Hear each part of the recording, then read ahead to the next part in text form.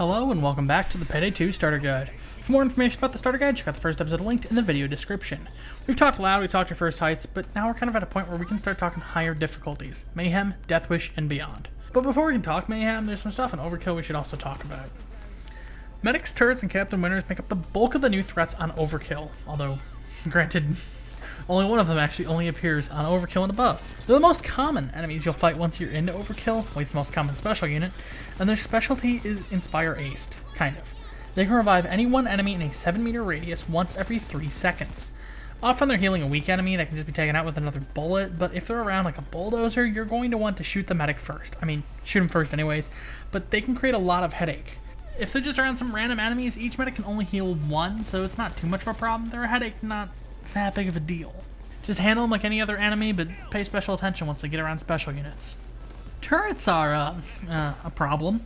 They can technically appear in very hard on Ghost Simulator 2nd Day, but we're talking special units now. I figured I'd talk the turret as well. They can appear on the ceiling in missions like Boiling Point, under helicopters on missions like Greenbridge, sometimes in a spring-loaded crate ready to mow you down at the end of a hallway Hell's Island, but mostly they're atop vans. You've probably seen them on Bank Heist. Ever tried fighting them? Ever noticed not going down too well? That's because they have 250,000 health on Overkill. That's 10 times the health of a Dozer on that difficulty, maybe 20. It's a lot of health. 250,000. They have a head to shoot. It's the targeting lens under there. You just need to get to it, which is a lot more difficult than it sounds, because you got to tear the armored plates off. You can't just blow them off with a grenade or anything. You can only do 3,500 damage to the shields at a time, or 42,000 damage to the base. But once the shields are destroyed, you can attack the targeting laser device for 100 times the damage. The ceiling turret will explode, but the other turrets will retreat. It's not over. You have to fight them 2 more times, shields and all. They suck. Fighting them usually doesn't help you much. Going to run at them just makes tear gas happen, but if you do get close, you can slap an ECM on the van to make it work for you for a short amount of time. It's not all that useful, but you can do it. Shooting at them is kind of pointless, hacking them is kind of pointless, so what do? You just avoid them. They have 400 rounds, 800 in Mayhem and above, and at 1,000 rounds a minute, they'll blow through their magazine in 24 or 48 seconds, and then spend 8 seconds reloading. When the laser turns yellow, you're good to go, fellow. That isn't going to help anybody. Yellow laser, run. Avoid them, get out of the way. Outrun them, or wait it out. Captain Winners is the last wacky threat on higher difficulties. This big guy starts as Reign of Terror, again on very hard, but is more common and is a bigger threat on Overkill and above. When the captain arrives, the assault indicator turns orange. When the shield icon appears, then you know he's in position. Yeah, Captain Winners doesn't usually move around much. Instead, he opts to stay somewhere close to the outskirts of a mission, though sometimes he's near a choke point like on Rats or Hoxton Breakout. And he and his merry band of 10 wacky gents will stand around and yell at the cops, and that makes them become stronger, somehow. Enemies will start with a 10% damage reduction buff that slowly becomes 50% after 40 seconds. Your damage is cut in half. Additionally, during his stay at Casa de Dinero Eventualmente Robado, one of the two. I'm not Spanish. I'm impressed I got Eventualmente. The assault will not end. Trading hostages to recover players in custody is impossible until he leaves. How do you make him leave? Well, fighting him head-on isn't necessarily possible due to all the shields, but you could either whittle him down to 1200 HP, at which point he leaves. Invincible, because he's a named NPC, so he really can't die, he just leaves. Or you could take 6 or more of his shieldy men out, at which point the damage reduction vanishes and Winter leaves. Bring the assault wave with him, but not his own shield guys, they kind of hang around. Winters is the biggest pain out of all the new units, especially on big maps like Big Bank. Fighting back up the bank to get to Winters by the front doors is a tough fight, but it needs to be done. Go in a group and stick together. In dealing with Winters, I find that the 3 most viable strategies are Molotovs, since they handily damage the entire squad, which means you might kill off several of his guys in 1 or 2 Molotovs. Explosives, as the 7 times damage multiplier explosives have, is super handy, and the cap that's supposed to prevent him from taking more than 10% of his max HP as damage at a time is currently broken. And seeing the state Starbreeze is in, will probably stay broken. Or strangely enough, Graze. 1 shot right to Winters usually makes him retreat, and 2 kills off his entire crew if placed right. One last note is that Captain Winners doesn't spawn on the CrimeNet offline mode, which is neat. Those are the new units added to the roster, but we're not done talking baddies. Far from it. Actually, yeah, close to it. I'll figure out the math during this quick break. It shouldn't be too difficult. Yeah, I don't know what to tell you. We got 6 professors on this, but we can't figure it out. Am I close to the end or not? Who knows? Look at the time bar, actually, that might help. Bulldozers! You've seen the mean greens, you've seen the Yzma Pack and Black Bulldozers, but on Mayhem and above, you started dealing with Skulldozers. What shotgun are they bringing? Oh, that's cute.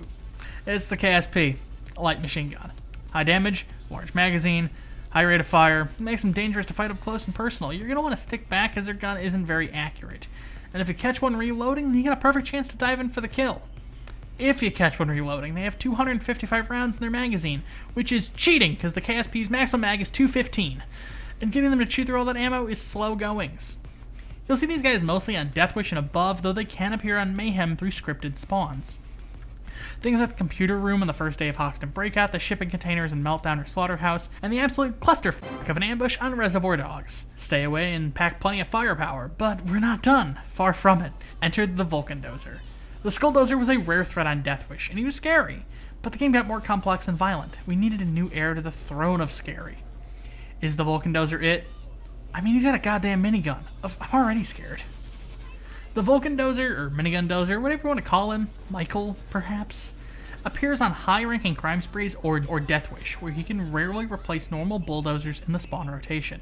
His visor is no longer a menacing skull, it's just teeth. And if you thought the Skulldozer was dangerous, you're in for a treat. The minigun fires off ammo at 3,000 rounds a minute, over triple that of the Skulldozer, and even though it does less damage per bullet, it does way more damage per second as a result. The Vulcan Dozer does have some downsides, though. He moves much slower and has double the max health, putting him at 24,000, 48,000 on death sentence. How is that a downside? Because he's just not fun to fight. You pump magazine after magazine into the big guy and he's still kicking. Just doesn't feel right. I tend to ignore Vulcan Dozers and just run past them. Unless I'm running a build that can pump out damage needed to take care of him, I usually just don't deal with him. He's slow, and if he gets up to where you are, then you have a problem, but if you're just like running across the map at the end of a mission, just run past him. What's he gonna do? Chase after you? If you stick around for death sentence, then welcome to the wonderful world of the Medic Dozer. I actually don't have much to say about him. He's a Medic Bulldozer. He carries the Compact 5 instead of the shotgun like the Medic, and he's not capable of doing too much damage. He's essentially just a bullet sponge version of the regular Medic. He takes up a Dozer slot and a Medic slot in the special unit spawn rotation. He's a Medic Dozer.